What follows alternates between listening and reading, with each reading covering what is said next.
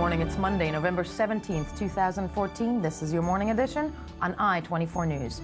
Coming up later today, a new video posted online shows Islamic State militants killing U.S. aid worker Abdul-Rahman Kassig. Israeli NGO cooperates with the UN committee charged with investigating possible war crimes during the Protective Edge operation, even though the state refuses to recognize or let the committee enter the country. And later on the show, the checklist for picking up women posted online by an American dating guru is going viral around the web. Good morning. Thank you for joining us. I'm Yael Avi. We begin with the latest in the Middle East. The Islamic State militants released a new video showing the beheading of U.S. hostage Peter Kassig in what would be the fifth such killing of a Western captive by the terror group. The clip is part of a 15-minute video posted online in which the Islamic State shows the beheadings of at least 14 men. It said they were pilots and officers loyal to Syrian President Bashar al-Assad. Now, 2 days ago, General Martin Dempsey, chairman of the Joint Chiefs of Staff, was visiting Baghdad for the first time since President Barack Obama responded to the Islamic State advances this summer and told American troops that the momentum in the battle with the Islamic State was starting to turn. To hear more about it and check if this is indeed true, we are joined in studio by research fellow at the Moshe Dayan Center in Tel Aviv University, Dr. Brandon Friedman. Dr. Friedman, good morning to you. Good morning. And of course, later on, we will check in also with somebody in with Hermione G in Iraq. But first, let's take a look at the next report. The latest propaganda video by the Islamic State terrorist organization was released Sunday, the content typically grim. The beheadings of a large number of captive Syrian regime soldiers are displayed in graphic detail, and towards the end of the video, the masked IS militant, who has come to be known as Jihadi John, makes an appearance. A severed head is shown, with Jihadi John claiming it belongs to Peter Edward Kassig, an American hostage of IS. Interestingly, unlike previous beheading videos of Western hostages, Kassig is not shown speaking before his death. Peter, who fought against the Muslims in Iraq while serving as a soldier under the American army, doesn't have much to say. His previous cellmates have already spoken on his behalf.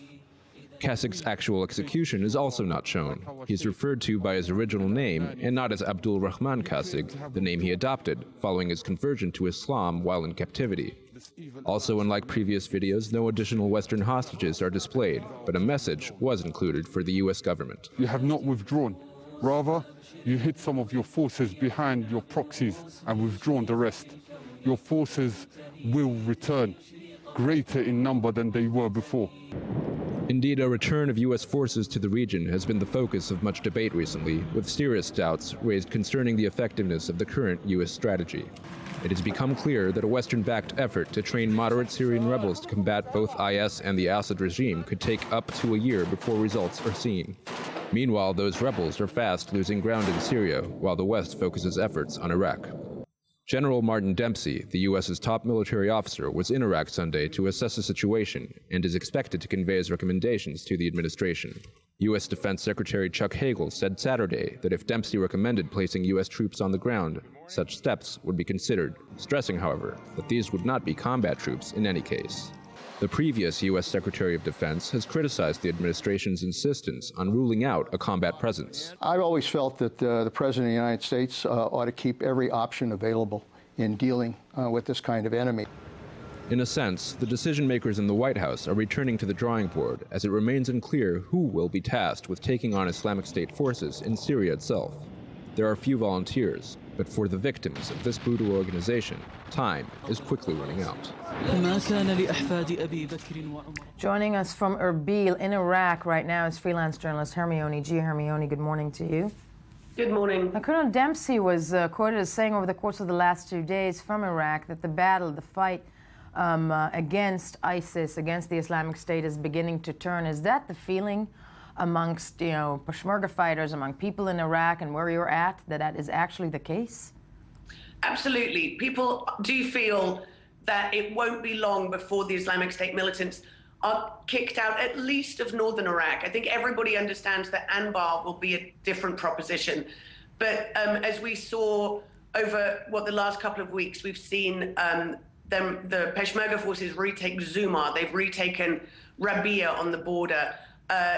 A couple of days ago, the Iraqi forces retook Beiji, which is very significant all of these areas, they're not just victories, they're also strategically important areas which will, which undermine the Islamic State's current position, but also the hope is will prevent them from sort of retaking a hold. So now they're quite, they're obviously still in Sinjar, they're still in Mosul very significantly, and in Anbar, but definitely there's a sense that the tide is turning. If the tide is turning, which we would all like to believe, though, there seems to be a notion that it cannot be turned completely and will never be completed unless there's more support from foreign troops, from U.S. troops, to help the forces on the ground trying to battle the Islamic State. And from your educated opinion, do you think that also is the case, that the battle cannot be fully won unless there's assistance or intervention from outside forces?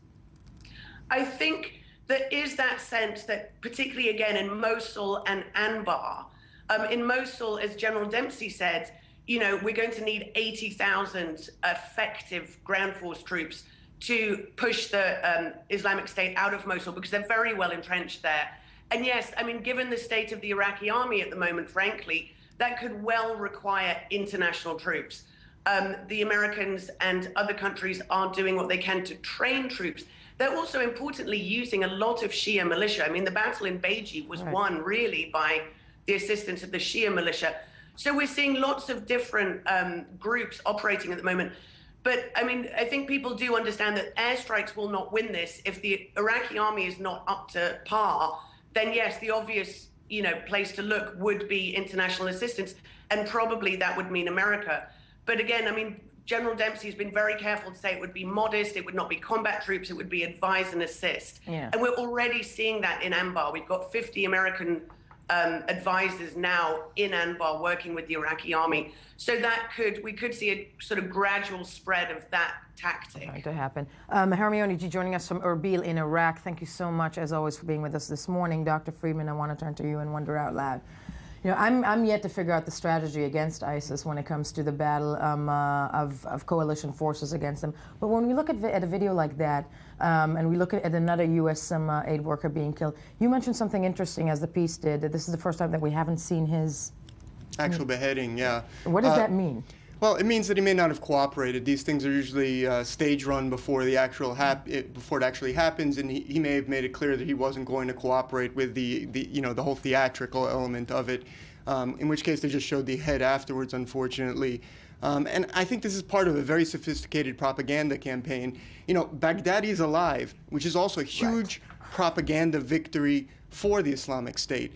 There was a lot of talk about what might it mean for the Islamic State if he was dead. Well, it turns out he's alive, and released a video over the course of the week, and also to sort of flaunt it. Right, with some very, very important points, in his speech or in the video recording. And moreover, I think the important thing not to lose sight of is there's a time component here. So what the Islamic State wants, what this propaganda is all about, is drawing the West in. Why do they want to draw the West in? They want a long, protracted war of attrition against the West. For them, this is a war of civilizations.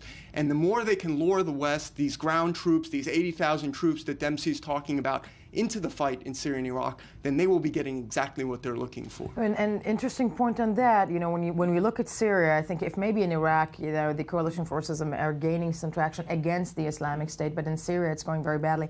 We're assuming also these beheadings are going on in Syria, that's what they're holding on them. Is this the type of battle that in Syria that is completely fractured, that coalition forces in the U.S. can fight without joining forces with Assad? No, I think, look, I think there's starting to be a little bit of a realization. We saw reports last week that the Obama administration met several times, in order to rethink the idea that it's okay for Assad to stay and for them to fight, the Islamic State in Syria and Iraq. I think that's beginning to be reconsidered. The issue is complicated, though, because clearly Russia is not going to let Assad go, and Iran has a stake in the regime in Syria as well. So there might need to be a political kind of resolution to what's going on with Assad in Syria, and that's going to be extremely difficult. So there are a lot of big challenges that remain, not to minimize the gains that are being made on the ground in Iraq, but Iraq and Syria are one theater, and they can't be treated separately. And it still seems to me that the U.S. mindset is what goes on in Iraq is separate than what goes on in Syria. And until those two battle theaters come together in terms of the strategic thinking, there's going to continue to be a time issue. And time is on the Islamic State side. You know, Dempsey urged strategic patience. Strategic patience is prudent from a military perspective. He should get his ducks in a row, and I think that it's smart, and the U.S. body politic should allow him to do that. The problem is, as the Islamic State moves from victory to victory, the problem grows. And so there's a real paradox here. On one hand, the West needs time to organize itself, to get its strategy together. On the other hand, the Islamic State, as it gains victory, gains support, holds territory, proves it can do exactly what it says it wants to do. I mean, when you say, you know, get his ducks in a row, what can the Americans really do in the current situation where all their, you know, where all that's really being gained is that all that they're really doing is airstrikes? I mean, at the end of the day, let's face it, 50 American advisors training a bulk of the Iraqi army is not going to work within a year. They're not going to become all of a sudden the Iraqi army that can battle IS. So what can the United States do? It's a good question. It's not what the United States can do. The United States has the capabilities to do a lot of things. The question is what the United States has the political will to do. And I think that's an open question. I'm not sure I can answer that question. I'm not sure anyone can answer that question. Maybe not even the Americans. Right. Yeah. And that question depends on what the American political environment is going to be from month to month. And clearly, when you see these kinds of beheadings or these videos, I think it certainly helps those in the U.S. who might want to be seeing a more active involvement. We saw, you know, the former Secretary of Defense Panetta saying that all options should be on the table. I mean, there really needs to be, in my opinion, U.S. forces embedded in Iraqi units. They can't just be advising; they have to be embedded in Iraqi units on a larger scale. And in order for and it has to happen also in Syria, in order for there to be some meaningful changes. But look. You know, I'm not sitting in the U.S. I'm not making those decisions. It's easy to say looking in from the outside. From the outside. But yeah, but still, you know, it's clearly whatever's going on right now doesn't seem to be working so well. I think that's the full point, and lopping them together is a very valid take on it. Dr. Friedman, thank you so much for joining us this morning, as always.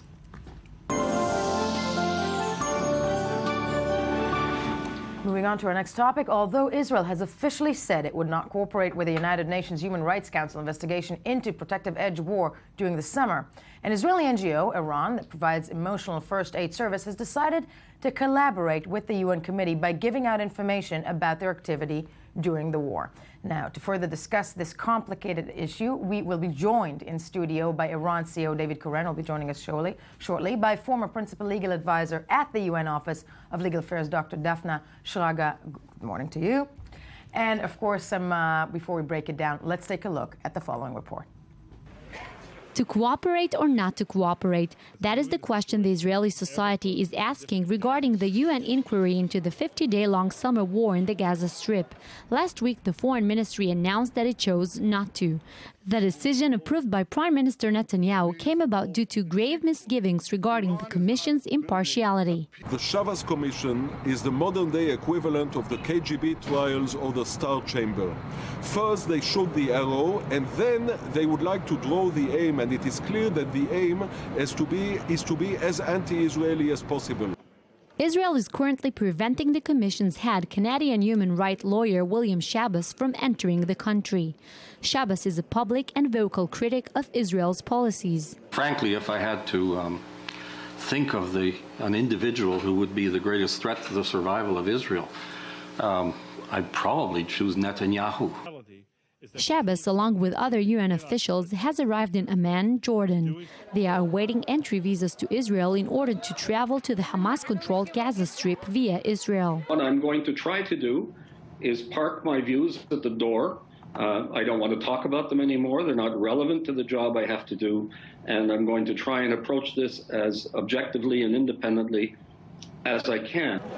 According to the Foreign Ministry statement, the UN Human Rights Council has an obsessive hostility toward Israel, and the probe would not amount to an investigation as its results are known in advance. We are talking about a commission which is totally illegitimate, which was appointed by an anti-Israeli body with a mandate which is clearly against Israel. They had no intention of really checking what happened in Gaza. I think that the critics of myself They won't actually be happy with anyone the UN chooses. Shabbos's investigative committee is being likened to its predecessor, the Goldstone report from 2009, which Israel had decided not to cooperate with and resulted in a skewed and anti-Israel report that even Richard Goldstone, the fact-finding mission's head, eventually renounced. We came to the conclusion on the basis of the facts we found that there was strong evidence to establish that numerous serious violations of international law, both humanitarian law and human rights law. Despite the state's official decision not to cooperate with the investigation, the Shabbos Committee did not give up on gathering evidence from the Israeli side of the conflict. The inquiry started contacting individuals and organizations directly, asking them to provide data and testimonies via the web. Joining us from Jerusalem is also former legal advisor for Israel's Ministry of Foreign Affairs, Mr. Alan Baker. Mr. Baker, good morning to you. Good morning. Now, your feeling is that we shouldn't even be, cooperating with this committee in any way, shape, or form. Am I correct in saying that?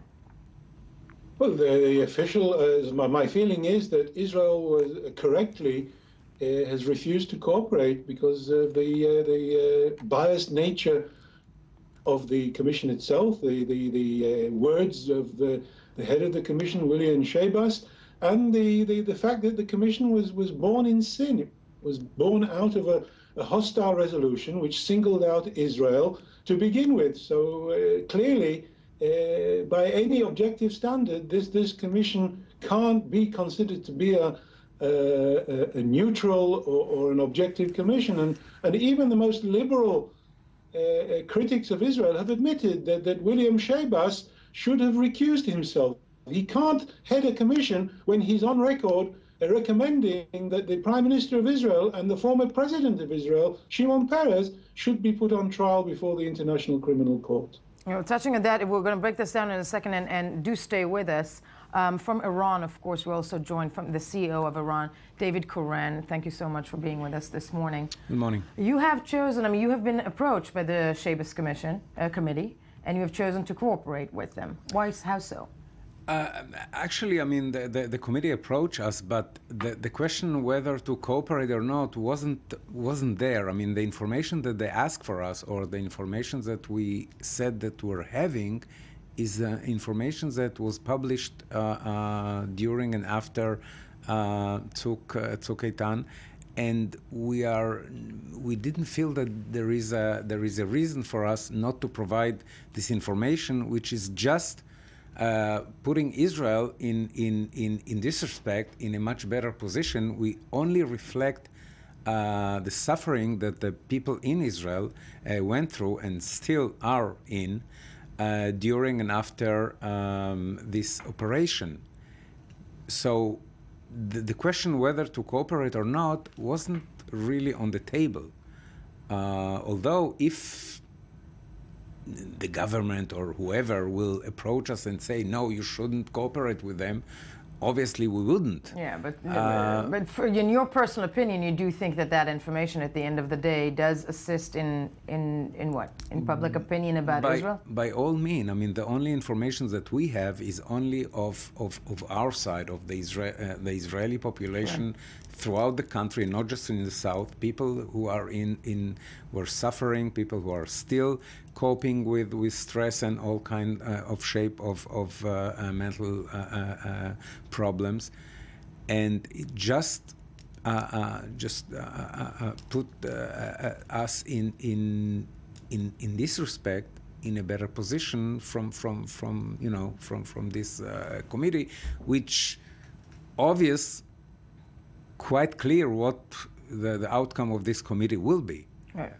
Is it? And that's the $1 million question. I'm turning here. I'm very happy to turn to Dr. Daphne Shraga, who's at the UN Office of Legal Affairs, formerly of the UN Office of Legal Affairs, and I'm glad you're here with us. The Shabbos Committee. We can poo-poo it up, throughout the entire morning of how it's made up its mind in advance.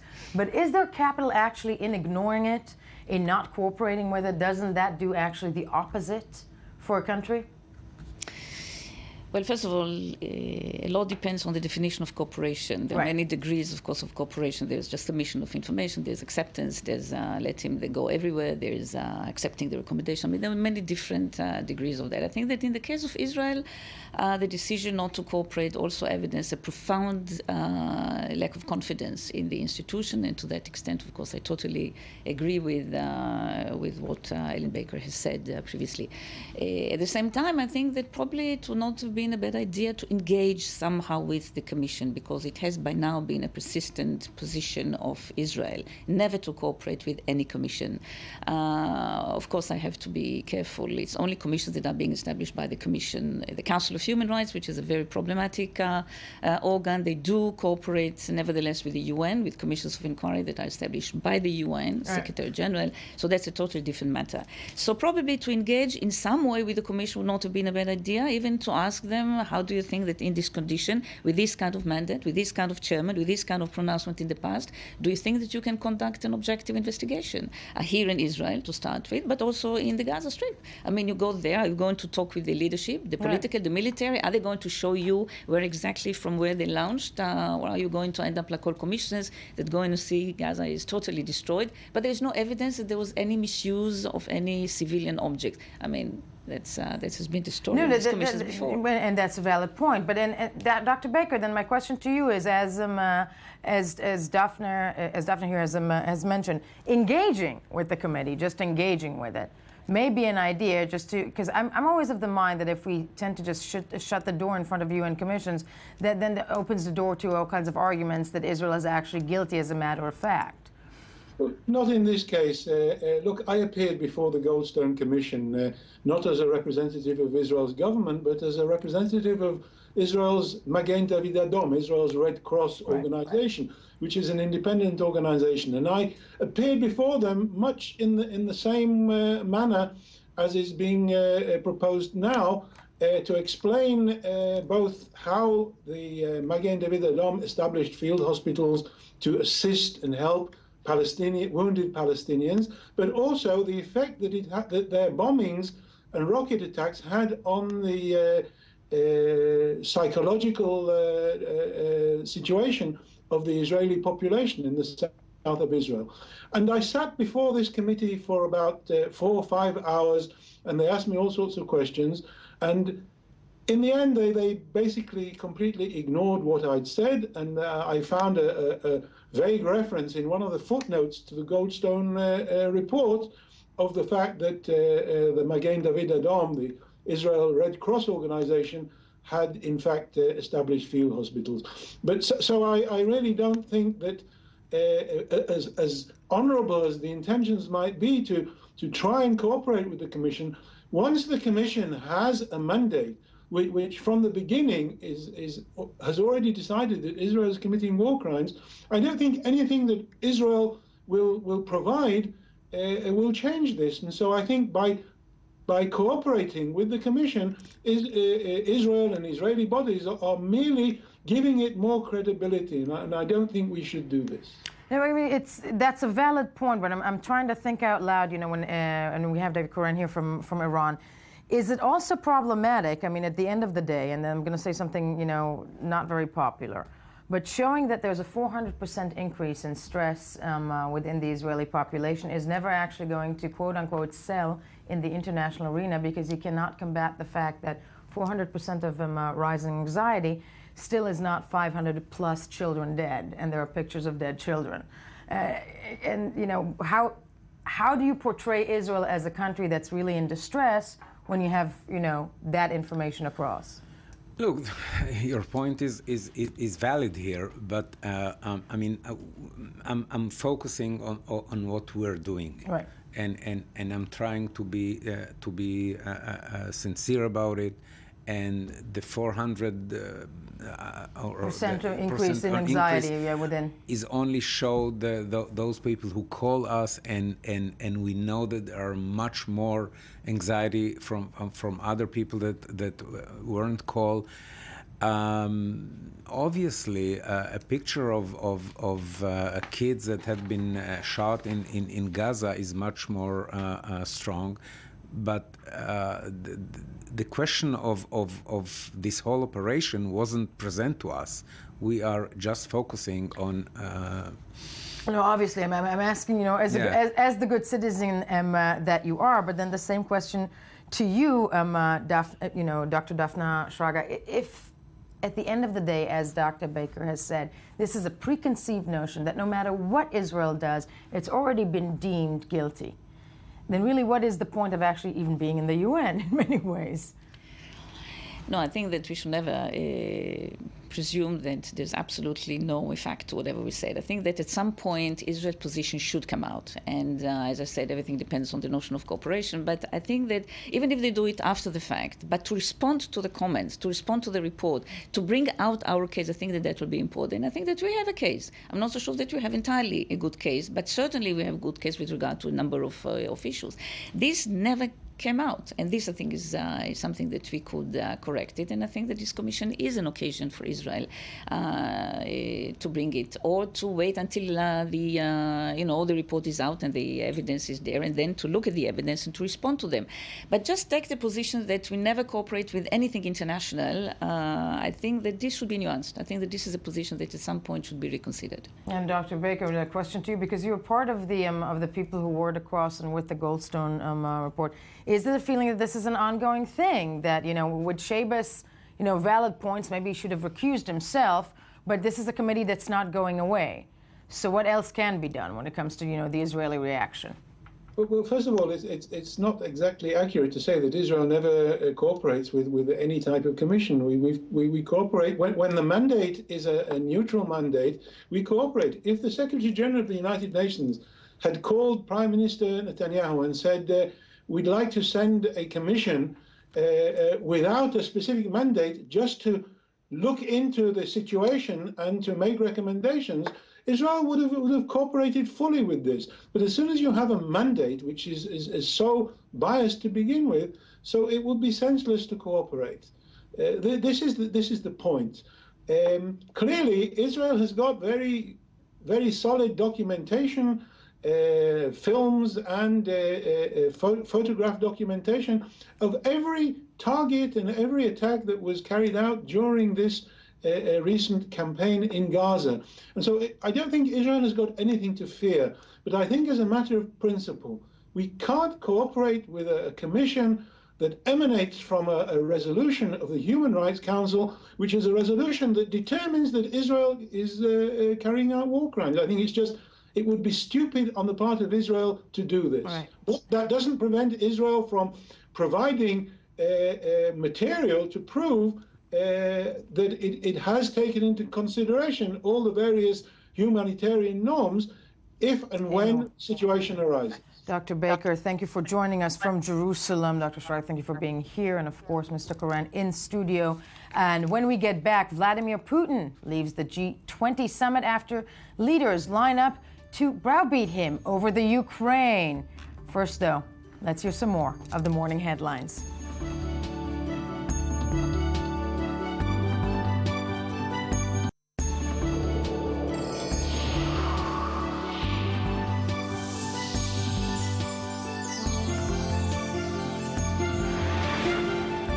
Good morning, I-24 News Morning Edition. It is November the 14th, the 17th. 17th. Aha! Sorry, it's 2014. It's November 17th. Nice.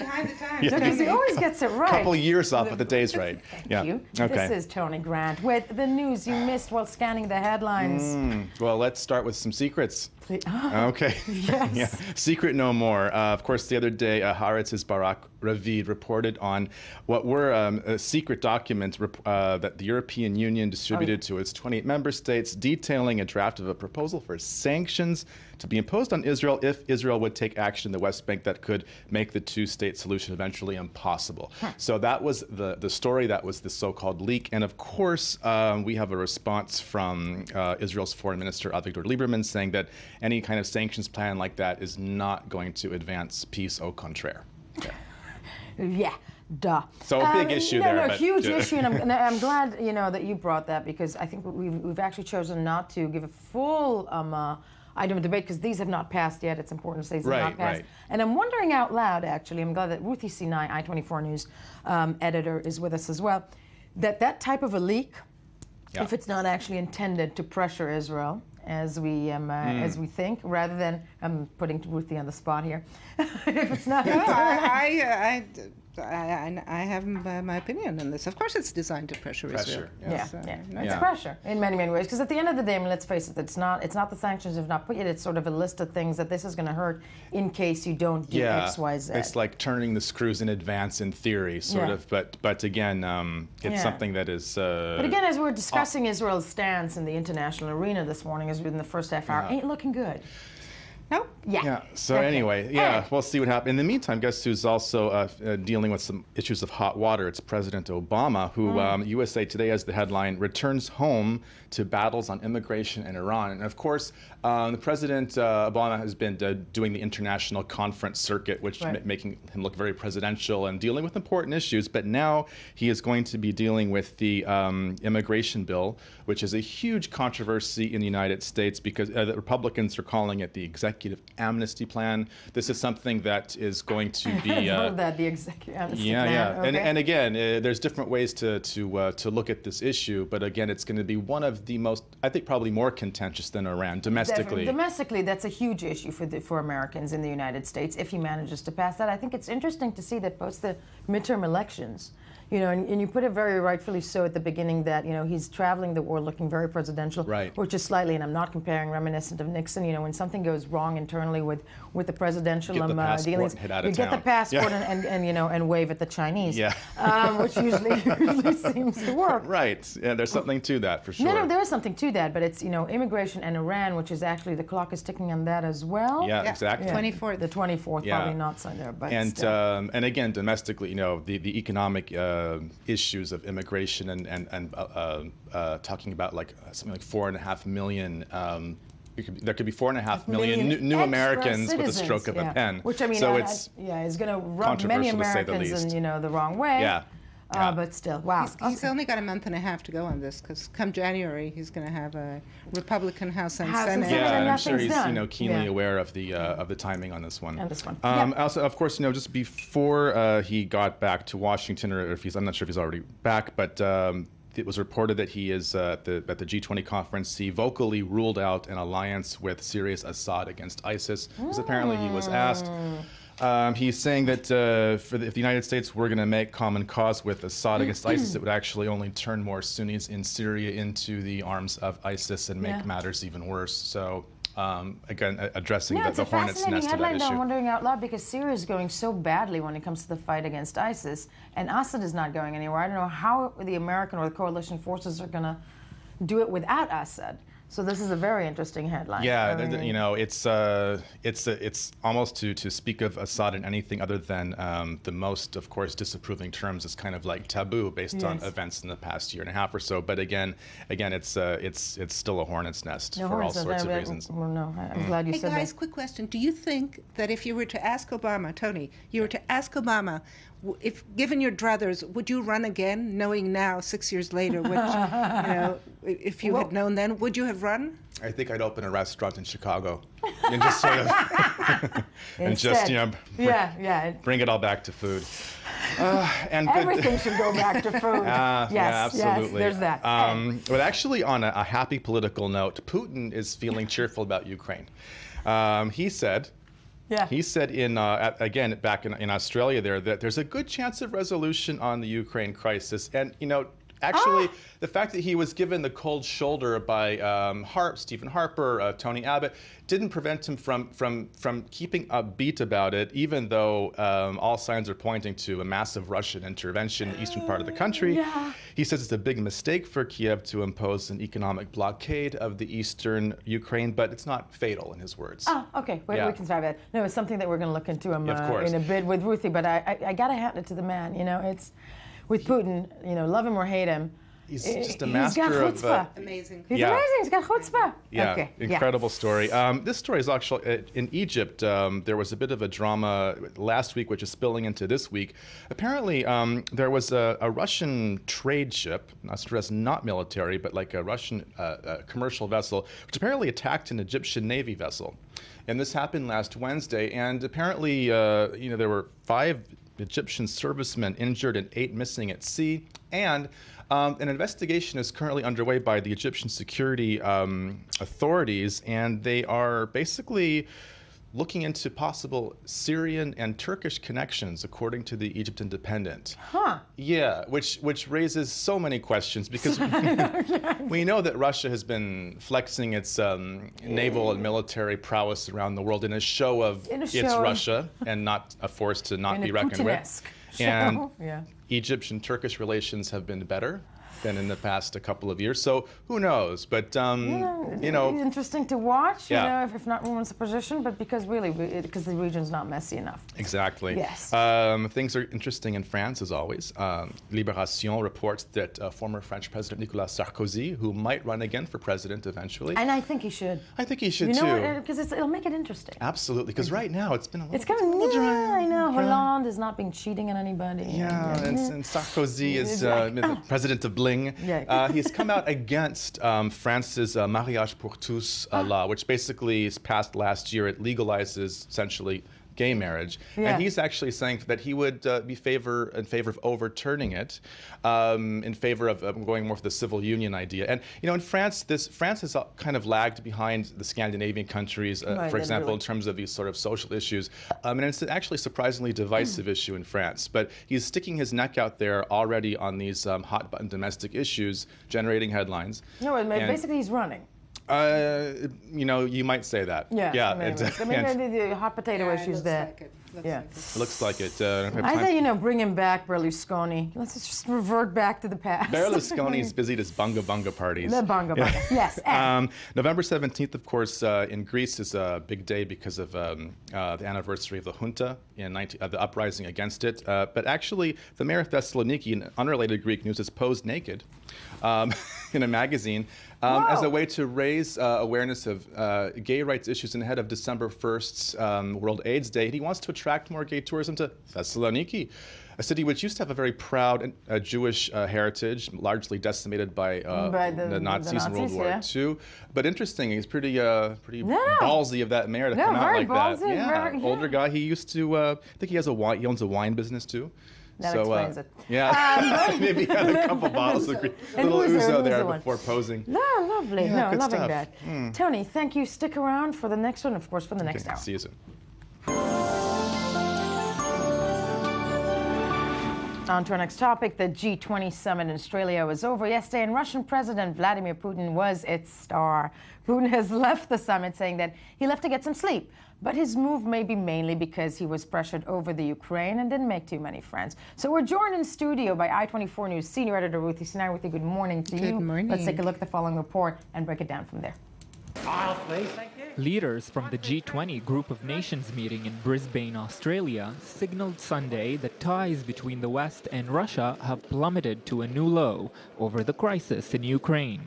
U.S. President Barack Obama took a harder line than previously against President Vladimir Putin when he outlined Russian actions in Ukraine. If he continues down the path that he is on, violating international law, providing heavy arms to the separatists in Ukraine, then the isolation that Russia is currently experiencing will continue. Moscow continues to deny the West's accusations, but condemnation of Moscow is almost unanimous among G20 nations, as evidenced by UK Prime Minister David Cameron, who held Putin responsible for keeping the crisis going in Russia's western neighbor. President Putin can see that he is at a crossroads.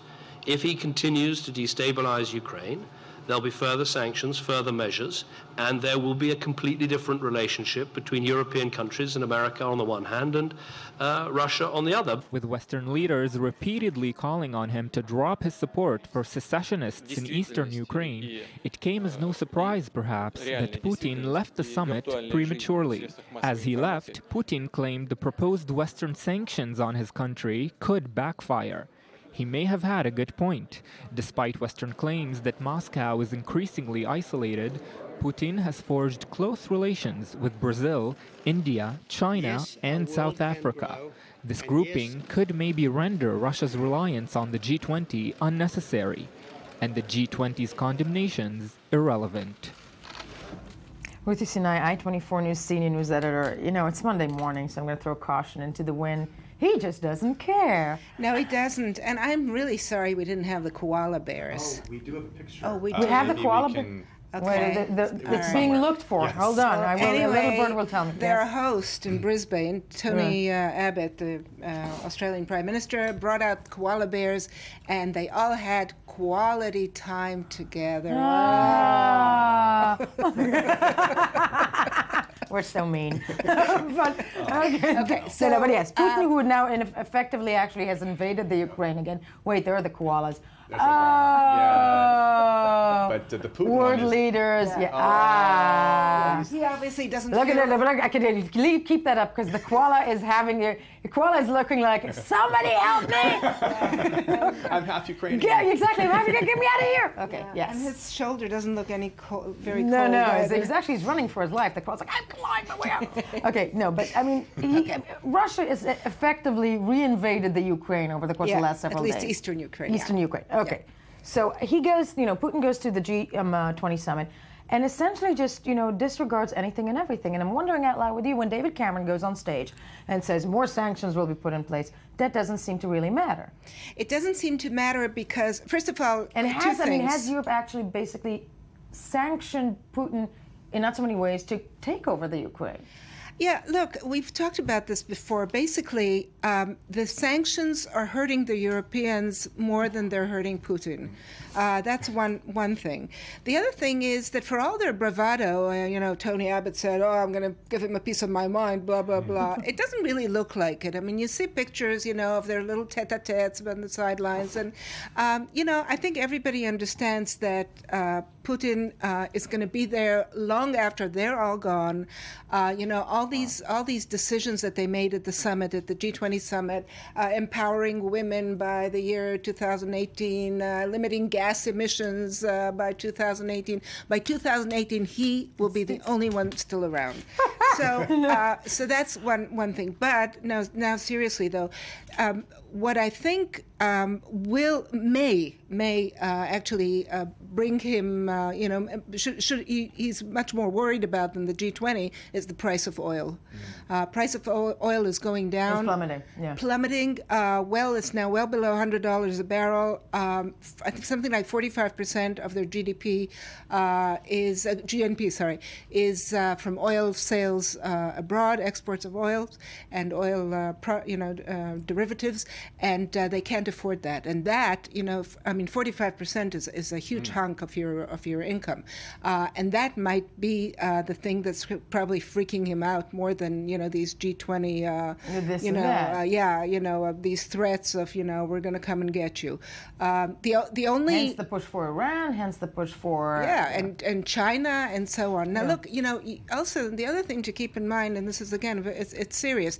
For all that he wants to be a power, a Soviet-style power, he can't. The Russian economy is just not there. And he knows that. It's not there. They don't invent anything. They don't develop anything. Like somebody said the other day, you have no smartphones, Russian production smartphones or brands or anything in computers. They're just they're good on heavy, solid machinery, weapons, obviously, but I don't know how far that's going to get them. So those things are much scarier, I think. But scarier with them, and is that the argument? Then the going to the Ukraine is very much so many arguments about that. But the frightening thing is that if he doesn't have the brands and the progression, it seems like Mr. Putin is actually doing an old school type of annexation. Very old school. Of European annexation. I tell you one other thing, which is that he is incredibly popular at home. In fact, unbelievable. Guys, this is all the time we have. When we get back, the shocking checklist for picking up women posted online by American dating guru.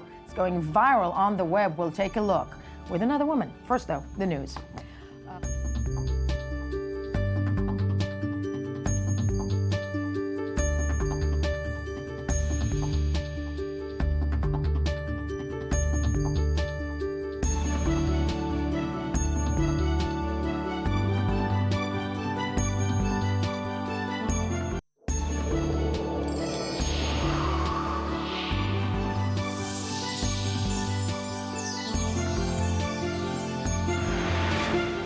Welcome back. It is still Monday, November 17th, as confirmed and double-checked and sourced by Tony Grant. 2014, this is still the morning edition. I am still Yael Avi. Thank you for staying with us, because joining us now is I-24 News editor Karen Kirsch, who is the guru being the one, the female feminist guru of anything and all female news that you need to know. And this time he brings us a story about an American dating guru, Julian Blank. Yes.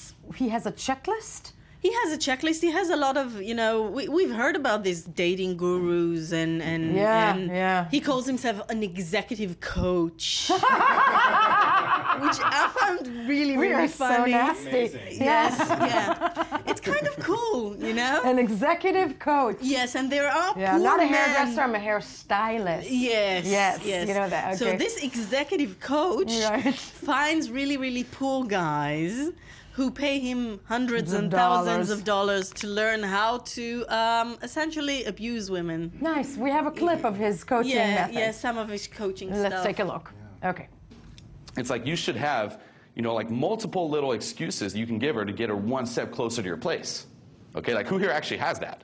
Like who here knows between where they're gonna pull the girl, like where you're staying and where you're going, what are some of the after hours places that are open? How are you going to get her out of the club? How are you going to get her there? How are you going to get her there? How are you going to get her in your room? Okay? How are you going to get her on your bed? How are you going to get her clothes off? Okay? How are you going to transition into sex? What if she says this? Then what are you going to say? And what if she says this? Then what are you going to say? Okay? What if her friends come in? What if she's like, no, my friends? And this, my friends, is the light video. This is not the video. Wow, was that a movie? That is controversial. I love that it was almost presidential. How do you get her to her room? How do you get her on the bed? Okay, my God. So this is actually the light stuff. Oh, wow. Okay. Yes. He's actually touring the world, this guy, and teaching men all over the world how to do this. And while he was in Australia, a video from a trip to Japan popped up, and in that video he was actually showing physically how he's shoving nice Japanese women towards his crotch. No. Yes. Seriously. Well, first of all, I'm glad we're not showing that. Who is this guy? And then he's a 25-year-old American guy who's made a business out of, giving excuses to women. But let's go to the positive side. Yes. In Australia, they got really, really pissed off about that. Lovely. And they had a big petition, and he was his visit was cut short. And since he's working, they can cut his visa. Right.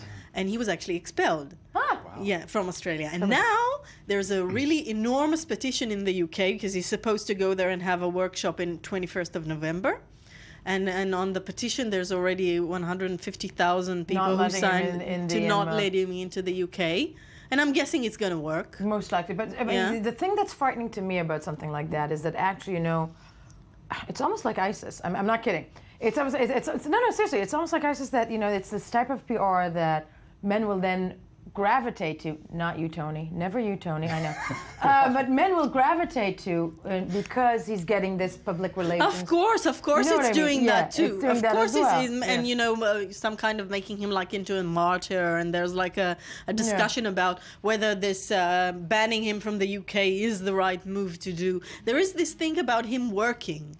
And that, I think, is legitimate for a normal country to say, I'm sorry, we're not letting this guy work. But do we know anything about his personal life? Does he realize, is he married? He's of course not married. He's 25-year-old, he's busy. He's busy shoving women's heads down onto his bed. And of course, it's like where romance meets fascism. Yes. In a way. And of course, misogyny and pure racism, because he had a lot of nice things to say about Japanese women. It's not like he shoves.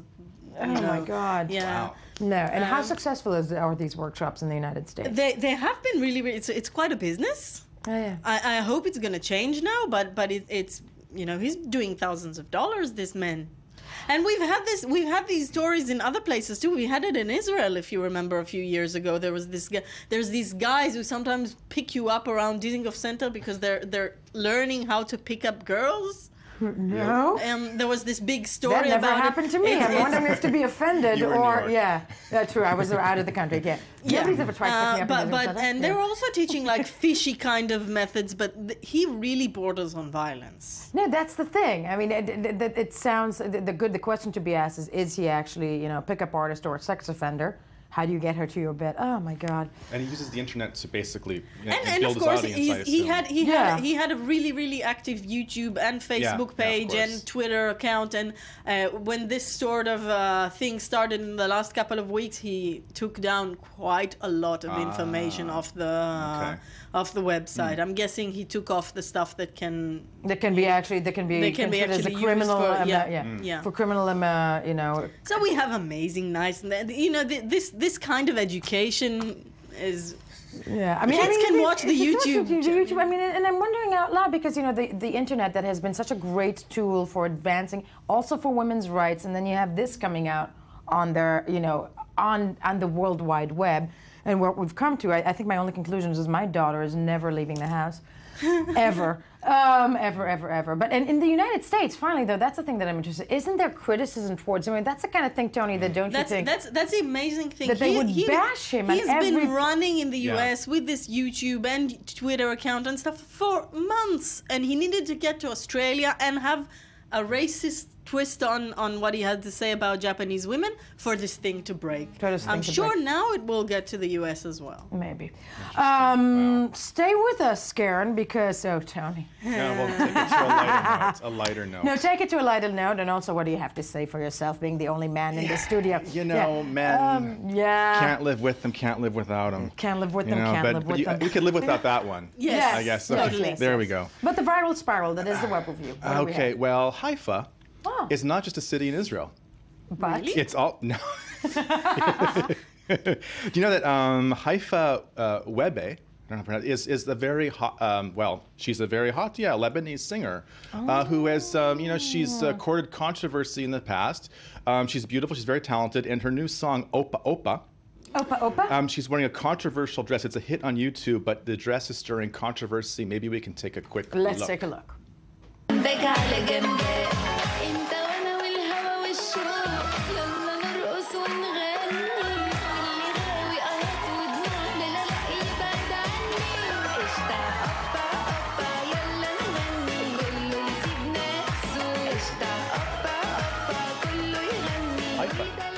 Yeah, I'm getting into it, right? Yeah, it was Star Academy Arabia version, and it was tearing up YouTube with like bajillion views. I love this style, where you're all covered, but everything's showing. Exactly. It's some intellectuals have demanded an investigation.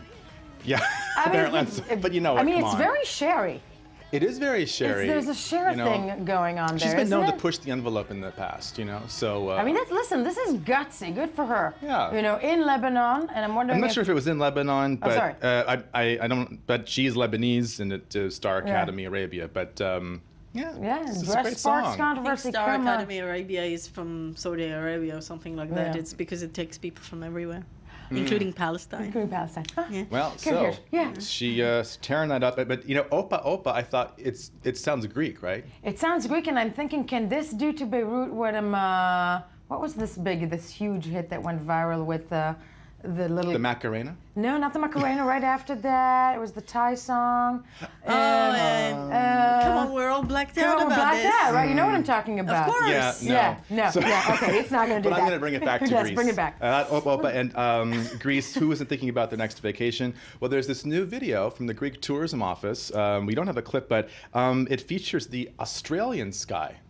Yeah, a little bit of controversy there. Really? Yeah. Australian sky stars Somebody in was Greece watching this Australian sky stars in Greece tourism video. That scene there it is beautiful. Actually, it's not Greece. It shows the 12 Apostles, which is a collection of limestone rock formations in Australia. It was somehow picked off of a NASA website, and it's... Come visit us in Greece, where you will not be in Australia, but you can, The great thing about it was the Greek response to the sort of complaint was that, the Greek constellations and stars, they're all named after Greek mythological figures, so we own this too. We apply to the entire universe. Okay, nice. No. Yeah, good times. That's a good one. Good times, yes. Also, speaking of stars, David Bowie. He's got a new compilation out this week, which is something that all fans are going to want to buy, and also some revelations about the early success of his career, due in large part to cocaine. Yeah. Yeah, and you know that he says that he doesn't even remember the whole year 1973. Wow. That doesn't Something like that. surprise me. Neither do I. I know. I was actually in Greece. Yes, for part of it. For part of it, I was. think. Yeah, I think I was. Yeah, I was I don't born. know.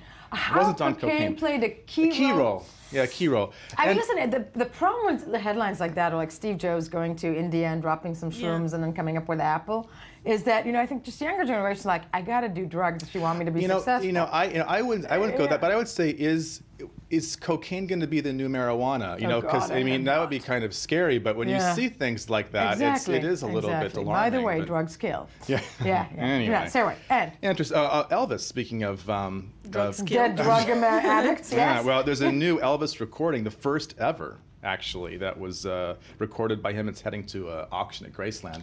It always makes me wonder how many sort of never heard of recordings will be found. There's a whole cottage industry, right, of things that no one really ever knew about. But apparently no one ever heard about it until now. Maybe there's a reason nobody's ever heard about it. Oh, come on, it's Elvis. It's going to be Elvis, and maybe amazing. it's a song that after they recorded, he was like, oh, this is awful. Never release this. Never, ever. It's called My Happiness, and the B-side is That's When Your Heartaches Begin. The only copy in existence. It's somehow very Elvis, isn't it? It's terribly Elvis. Happiness, doom. Yeah, it's kind of sad. All right, so And? I'm glad Karen is here because, of course, the internet is still almost breaking over the Kim Kardashian posterior. Thank you. There were actually And brands. before you continue, Yeah. who did not try to balance a champagne glass on their behind over the course of the weekend? I mean, I didn't try, but I saw a lot of pictures of people that were trying that were to. trying. Yes, Yeah, and exactly. go Well, ahead. Yeah. Photoshop, yes or no? That's what. Yeah, I don't know, but look, there's someone holding up a chocolate bar. Southwest Airlines was like, our tail is bigger. This just keeps on giving. Ooh, wow. I was actually hoping you would bring more of that because it's Cake all of pops. K-pop edition. You can eat marzipan. Ooh, You got to go to Yorkshire, yes. England for those. Yes, but but it's come on, like that Josephine must Baker have there. been, because we're still on, everybody's going, that must have been photoshopped. Come on, folks. I don't know. Nobody can have I a voice think like yes. that. Oh, Yeah. this is great. Who's that? Oh, that's Nick Jonas. Nice. Yeah. That's nice. Getting in. Now that was definitely photoshopped. Yeah. Um, Yeah, that is photoshopped. yeah. Wow. His last big hit, of course, was. Yes. Yeah. Speaking. Robert Pattinson, starting a new meme actually. Yeah, Robert the Pattinson, landing that's the strip guy haircut. of the pretty Twilight. Twilight. Yeah. I've seen his new haircut. Yeah. Looks like that. Ah. Yeah. What was he thinking? Don't know. There's got to be a reason for There must that. be something behind this. Huh? I think Velcro. I don't know. It's like you just Comfortable for the hat. Is it comfortable? There's Velcro attached to it, and then the hat attaches to it. Yeah. I mean, what goes on in the mind of I don't know. of a It also, I got to celebrity tell you, sometimes? and maybe this has come to mind, with 2 eyes, it would look like Adolf Hitler.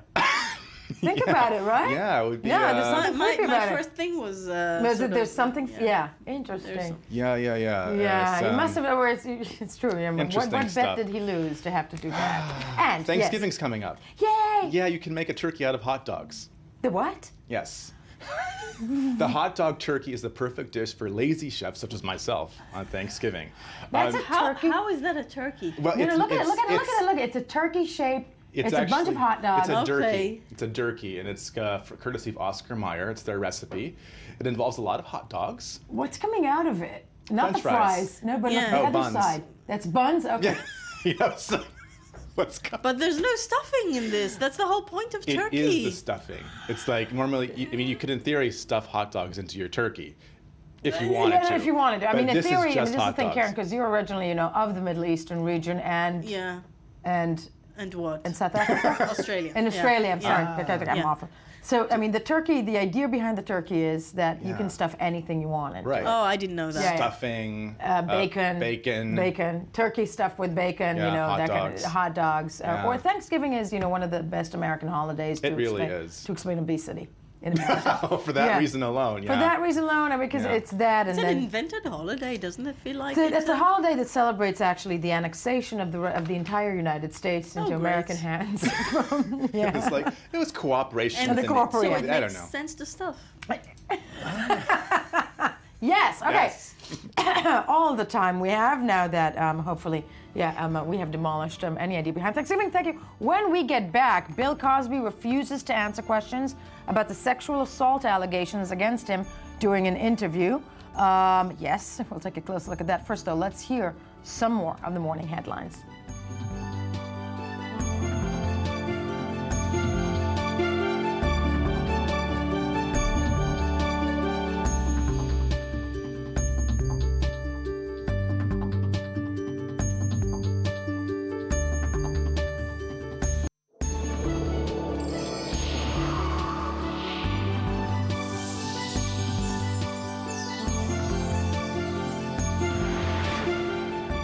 Good morning. Thank you for staying with us. I-24 News Morning Edition, the last bit of the show, the best bit of the show. Why?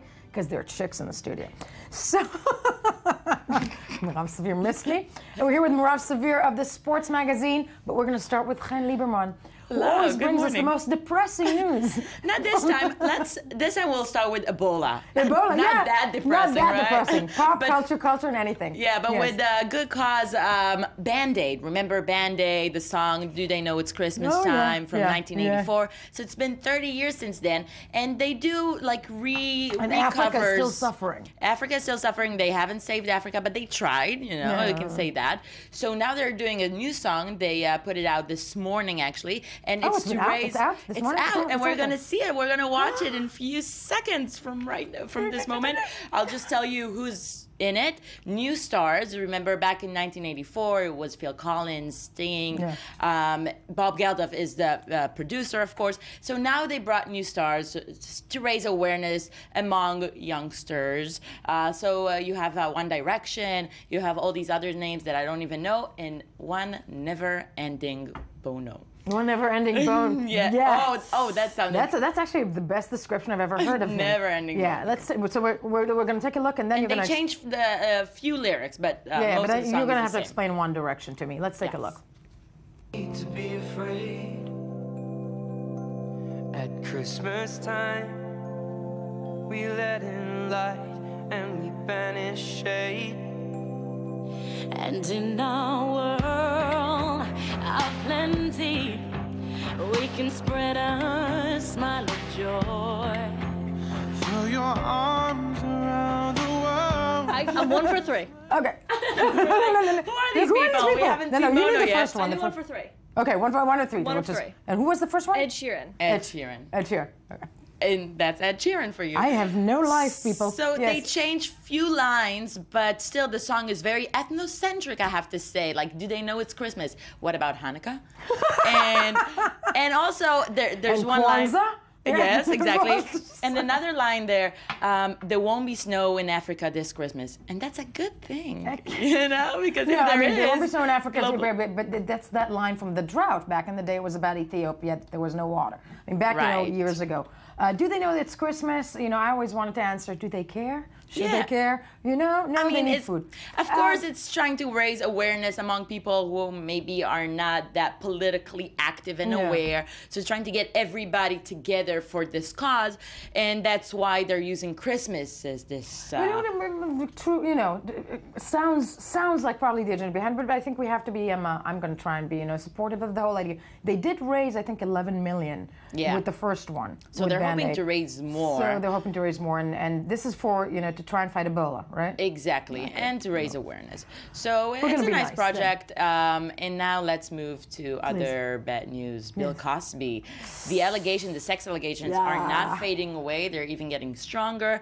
And he has tried to just shut up about it and not react. He was interviewed for NPR radio, and the interviewer is asking him, and he's just saying no. He's not. He's just quiet. He's silent. He's not saying a word.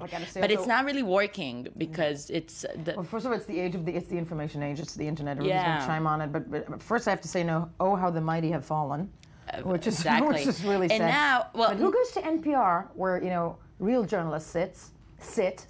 Exactly. Much like us. He came to talk about an art exhibit, artworks and expect not to be asked about these things. They probably had an agreement before, but then when it came to the show, the journalist and where do was the like, allegations stand now? So now it can't really be a criminal. It happened 30 years ago, so there's no point. Exactly, there's no point in really filing charges. But Barbara Baumann, a woman who claims she was drugged and raped by him, she is being interviewed in every newsroom there is except this one, I think. She is talking, sorry, no offense, but she's talking just everywhere because she's really trying to get the word out there and get other women to confess. And she's saying, I have no money aspirations, I have nothing to gain out of this except for trying to help other victims to come out and talk about it. I think the sad thing about this is that in this day and age, irrespective of whether he's guilty or not, and it doesn't sound good, but he's already been tried and judged and convicted in the court of public opinion. And that's where it stands right now. That's true, in the court of public opinion. But you have to admit, 13 women who are saying he drugged and raped them. Is that a coincidence? And and I think it is. The situation is that the public opinion is judging him because America, the conservative America, didn't want to judge him. Everybody was trying to avoid this and ignore this. So many things that can be said about that because back in the day, I think it was so groundbreaking. Again, Mirav, of course, you weren't born, but back in the day. How old are you? She's 20. But back in the day. Give me those couple other years that I have. It says in my contract I'm not allowed to sit next to 20-year-olds. Both of you shut up. But that said, back in the day, it was so groundbreaking because it was the first African American with a primetime, sitcom, and America was almost not ready for it, and then they still embraced him that we couldn't let him do anything wrong. Exactly. In many ways. And it's interesting because these allegations came out again, not because of feminist groups who were trying to bring this subject to discussion again. It's because of one African-American comedian who doesn't like Bill Cosby's condescending approach towards African-Americans. So he was the one who brought us up and said, you're telling me not to curse on stage? You're a rapist. And that's where this thing blew up again. And it's just interesting to wait and see how Bill Cosby is going to address it because he canceled his show in David Letterman. He's now only understanding that this is a big crisis and that he has to address it. That you can be Bill Cosby for just so long. Exactly. Yeah, and use that. And anything else? And we have Angelina Jolie, who's doing her second movie she's directing, and now it's out in Australia again. But this one has actually an Oscar buzz to it. It's called Unbroken, and it's about Louis Zamperini. He was an Olympic track prodigy, big star, a kid who grew up in the Depression era, and then he was recruited for the Air Force during World War II, fell in Japanese captivity. It looks very Chariots of Fire like. Yeah, it's a heroic tale, American heroic tale. And this guy, he survived the Japanese torture camp, and he lived till he was 97. He died 2 months ago after working so hard to get a Hollywood film made about him, and he died 2 months before the premiere. No, I probably got a rough cut. He didn't like it. I don't know. But, so, yeah, Angelina Jolie worked hard to get a movie done for this guy. He said I want to be supportive because Angelina Jolie, is this really successful woman, and she's also directing But we're women. But what she did to Jennifer Aniston, that's just it's just horrible. Exactly. No, but still. Come on, woman. How perfect can you be? But listen, more power to her. If she brings more women to direct in Hollywood, then we think it's fabulous. Chen, don't go anywhere. Okay, I'm here.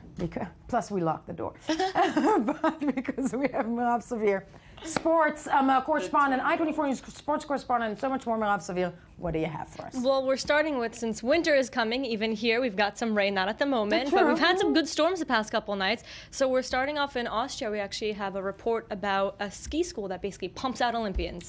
Let's take a look at it. For some of the world's greatest ski champions, many started in Stams, Austria. For 50 years, this school trains champions. Specialists in alpine skiing, ski jumping, snowboarding, they all come here in hopes of becoming champions. But the road to glory is always difficult as the ice enthusiasts train 6 days per week, 6 hours per day, including afternoon workouts. And in addition, they have weekend competitions, and some participants are only 14 years old. You must give it your all at all competitions and trainings, and be your best because there are so many people who are as strong as you. You have to work hard every day. Much is expected of the students, really. They have a very busy schedule. They have little free time when they are at school, but they learn to live with it. School examinations are suspended in winter due to the busy schedule of training sessions and competitions. Teachers also catch the program at the end of the season. The school welcomes international students from Italy, Switzerland, and even Canada. However, all of the teaching is in German. It's a great experience to be able to enter the school, and maybe one day the Olympics too. But the school is very expensive, costing around 8,000 euros per year, not counting all the equipment. But for those who dream of Olympic glory, the challenge is well worth the effort. The goal is to help young, talented and dedicated to skiing. They offer excellent training and allow them to follow their goals and develop their style. If successful, the student will pocket a graduate secondary and live a rewarding life. If it really goes well, he will also have success in the sport. But only 1 out of 10 graduate and will become a professional athlete. But with many students already competing internationally, succession is assured. Question to you, Marav. I mean, I love this piece, but it looks like a place that is designed absolutely to just pump out Olympians. The Olympians. And they're something a little successful. creepy They're about one of the most successful ski schools, and this isn't. It's alpine skiers, ski jumpers, snowboarders, biathletes, and cross-country skiers. And just in this past Olympics in Sochi, they had 12 medals just from their alumni. That's how good they are. And only 1 in 10 actually graduates and makes it to the Olympics level. And they had 12 medals in this past Olympics. 1 in 10 graduate? Only 1 in 10 graduate, and this is only about 170 to 180 students there at once. So it's very competitive, not only to get through it, but to get in there also. And like you heard, I bet you have to be also very rich. Yes, it's an insane price. I think it was something like 6,800 euros a year just to go there. Well, and skiing is kind of like, I always looked at skiing as the sport. It's kind of like golf. Also, in some, well, obviously. I know what you mean. You know what I mean? Yeah. I know exactly what you mean. The white rich man sport, and as Chen is like, yeah.